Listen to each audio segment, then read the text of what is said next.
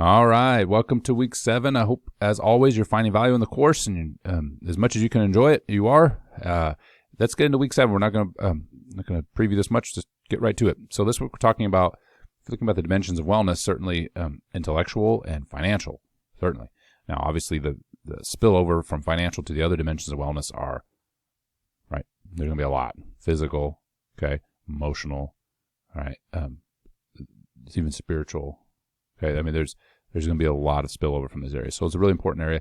Again, as always, we're just going to highlight some important topics within this grand area and how modernity has influenced money, has influenced the federal government itself, too. We've been looking at other forms of government, family government in particular, but we're going to look at the federal government here. So a little bit of political science. And again, oops, I'm moving myself around here. Remember, this class is touching on all the different areas of the liberal arts. That's the whole point. And looking at its effects on modern wellness, the wellness of the modern you and I. So let's look at some different forms of government. And in looking at these, some common words associated. I know they're not perfectly aligned with the text and everything, just because on the distributism side, I had power distributed. So anyway, all right. Defending my poor alignment issues. Let's get to this. So socialism became isn't I'm going to say this is an idea of modernity, but certainly it's not the only time it's been expressed. Okay, there was a form of socialism that was briefly practiced with the Pilgrims, and it didn't work out real well. But socialism obviously was made popular by Marx, and that era there was other thinkers other than Marx, but Marx certainly is the most popular that pushed this idea of socialism. On the other side, this distributism. I hesitate to say free market, but it's probably, in a modern parlance, that's probably a term that's the closest to it. Distributism is kind of a G.K. Chesterton word. If you're not familiar with him, that's okay. But let's size these two ideas up, okay? There is no doubt, and I think this is probably, of all the things that we'll talk about, the one that I think will probably be the easiest to see the impact. Right, because this is things that you hear about all the time, whether it's in the news or whatever. Whenever there's an issue that's being debated, much of that issue is underneath it is this idea of distributism versus socialism. Okay, in distributism, power is distributed. So the idea is it's distributed over a wide swath of individuals and communities and structures that house power. So think of this like, and I'll give kind of a silly example at the end here, but federal government would be the only government. There's nothing else, like state governments, community governments, local governments, county governments, school boards. All these things would be under one central area, government. Okay, and this idea has been tried multiple times and evolved into communism. Like you might have think about the old Soviet Union or the early stages of the revolution in China, okay, and Mao, North Korea. Right, these are all forms of centralized power. Okay, that's the socialist evolving into communist idea. Distributism is about bottom up. So you think about if something as simple as prices. Prices are determined by location. So the price of gas here in Oklahoma is going to be cheaper than it is in California because it's a local price. But if you try to centralize everything top down, you would say the national gas price is. Okay. That would kind of override local factors, and even China and even Russia, aka the Soviet Union, not Russia, but the Soviet Union, tried this type of structure and quickly moved away from it when they realized it didn't work. You have words like equality and equity. Okay, equity is everybody should be the same, and so in order to reach, I'm thinking more financial equity, in order for everybody to live in an equitable society, you have to take from those that have and you give it to those who don't. Okay, equality would be like equality under the law. Okay, justice is blind, right? Equality of opportunity, so everybody's got the same chance to achieve. They may start at a different point, but everybody has the same chance to achieve. Where equity is going to level the playing field no matter what. Okay, distributism is flexible. Okay, so and I'll show you an example of this. This may be hard to visualize just now, but it's flexible, where socialism is rigid. Okay, it's because of the centralized. Like if I'll use chainmail in a second. I'll explain that further. The last one is individuality versus conformity.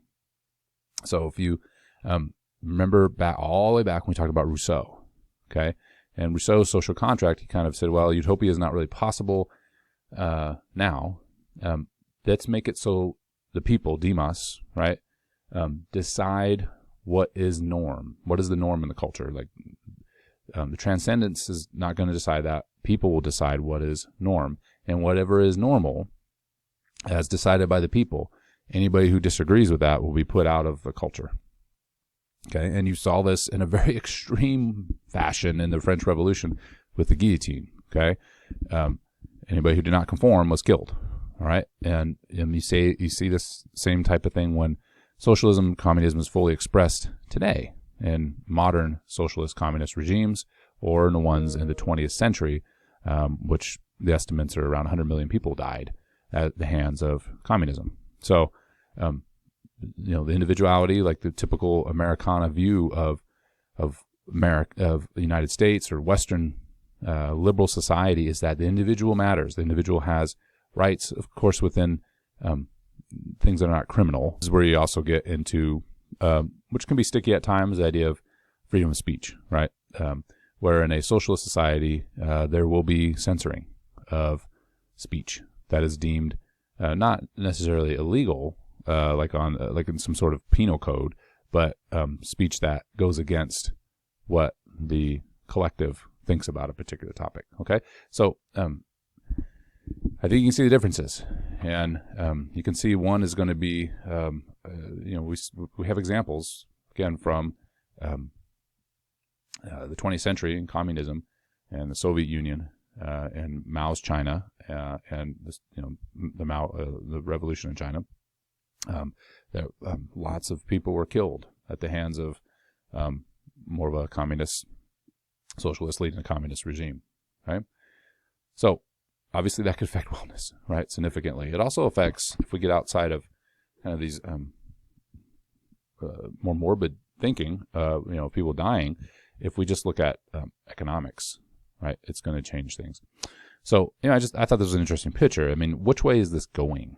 Like, if you look at this picture, which direction is this going? Is the person in the middle there dictating what everybody else is doing, or is everybody else dictating what the person in the middle is doing?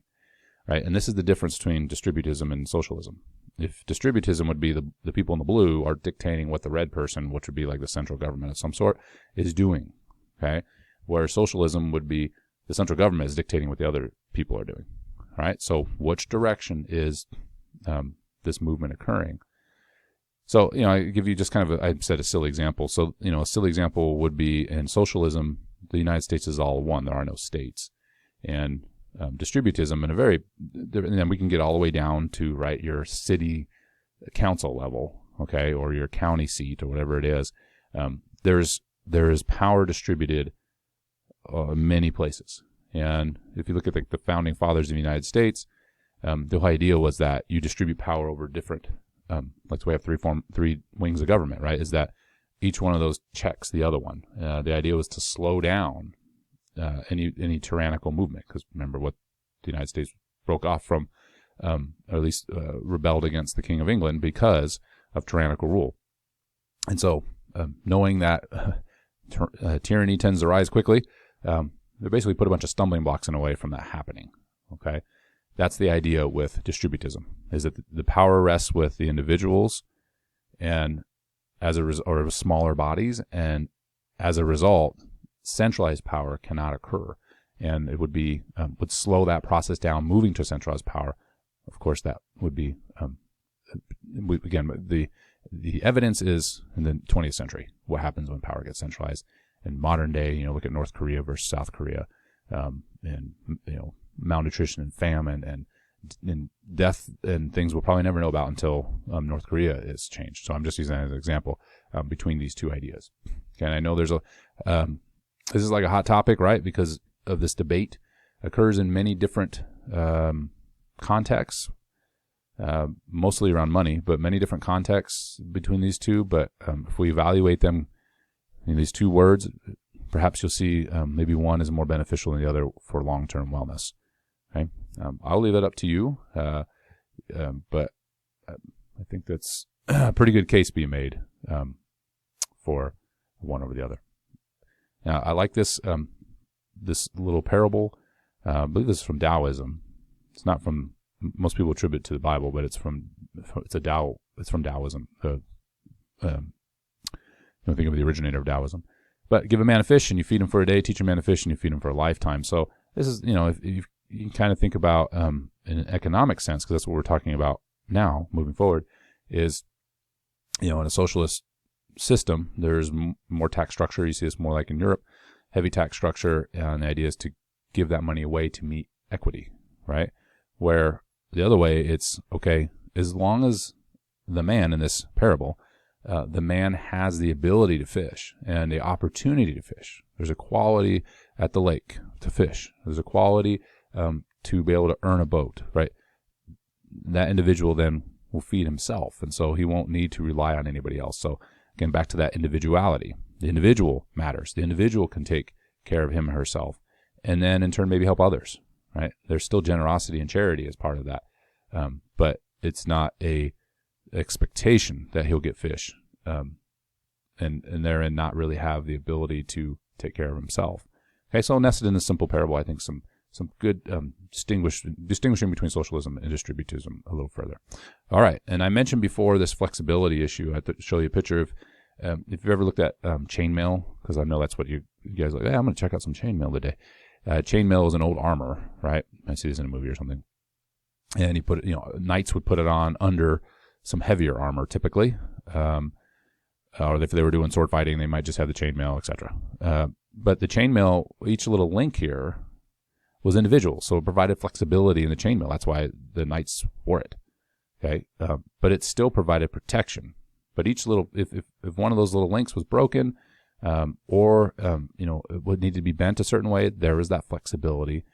So if you took a blow, it distributed it across the whole system, right, of chainmail. But if you look at something that was more rigid, like a piece of armor on the right, like a breastplate you might find on a knight, you can see this one's been punctured, right? Probably a jousting pole has been shot through that. Notice the other parts of that armor are unaffected, okay? There was no distribution of force across the whole breastplate. It was focused in one area, but that was a fatal blow, right? So, where the chainmail might have a few links broken to distribute the force across the chainmail, and the individual wearing it might survive.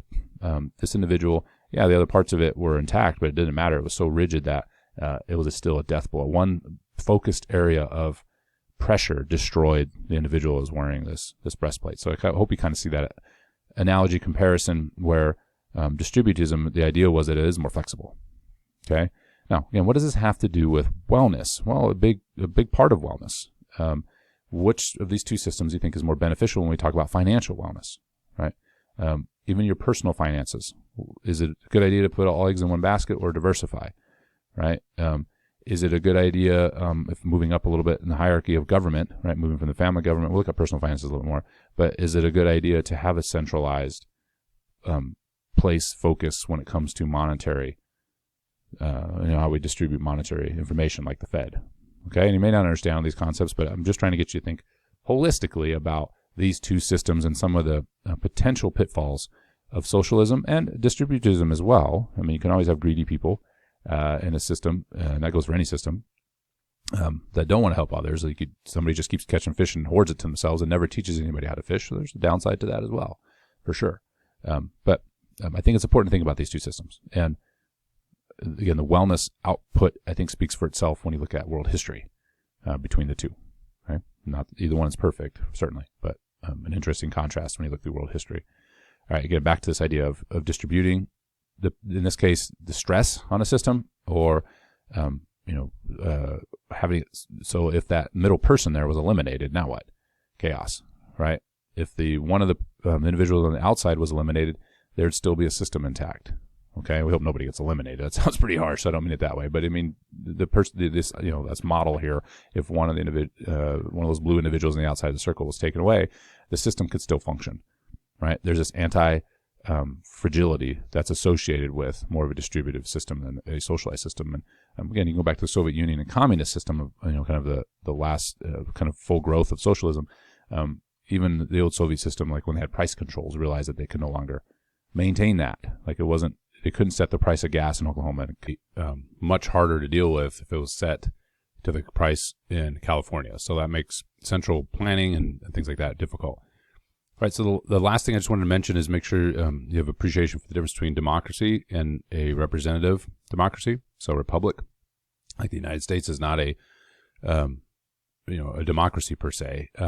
Democracy is more in line with what you saw in the French Revolution. So if you look at this picture again, all the blue people there, I think about the Rousseauian kind of thought is that all the blue people could decide that one of the other blue people was not, we didn't like the way they thought.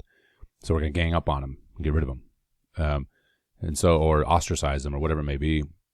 So in a representative system, each one of these individuals represents a group of people. And so the idea is that instead of having a kind of mob rule, you have, here's my representative, and then they go among a bunch of other representatives who may have just different views from the people that they represent.